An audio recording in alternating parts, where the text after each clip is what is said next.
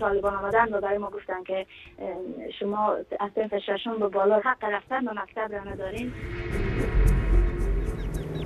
ما فقط فکر میکردیم برای یک هفته که مکتب نزدود. حتی بی‌هفت ما چراشا از یادم داره میره.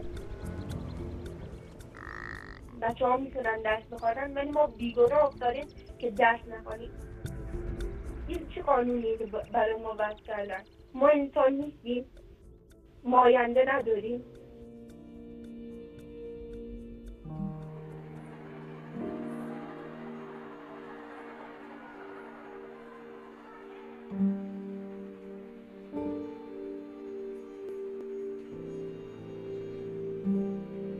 من امینه شریفی هستم از ولایت روز، متعلم صنف دهم، 15 سالمه.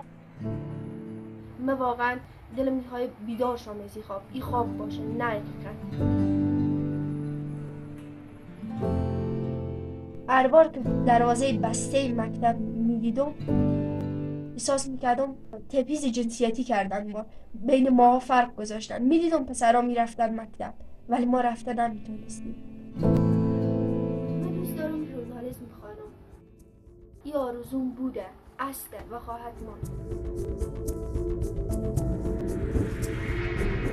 من ساناز قاریزاده هستم، در هرات افغانستان زندگی میکنم. 17 سال سنم هست. حالا نه که بیایه صنف 12 شروع میکنم.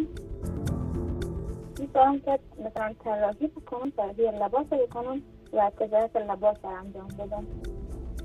اون لحظه سیاه‌ترین لحظه زندگیم بود.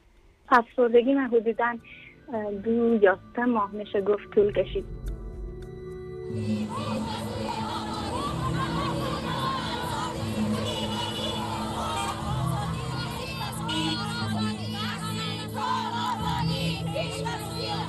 کامرا آف کن.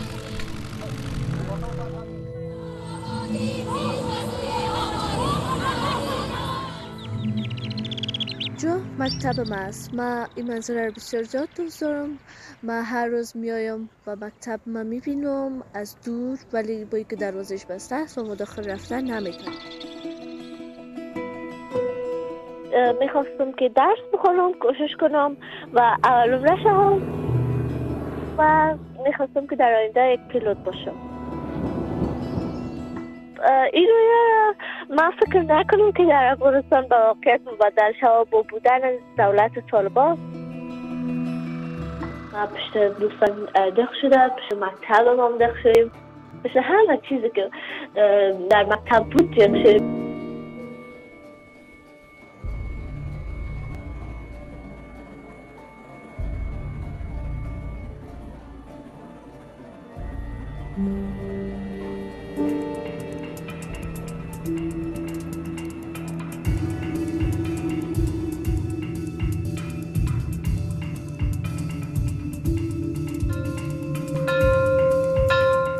مکاتب شروع شده دوباره به مکتب برمیگردیم، ولی این نمیتونه مژده باشه چون این حق مایه. حق نمیتونه مژده باشه.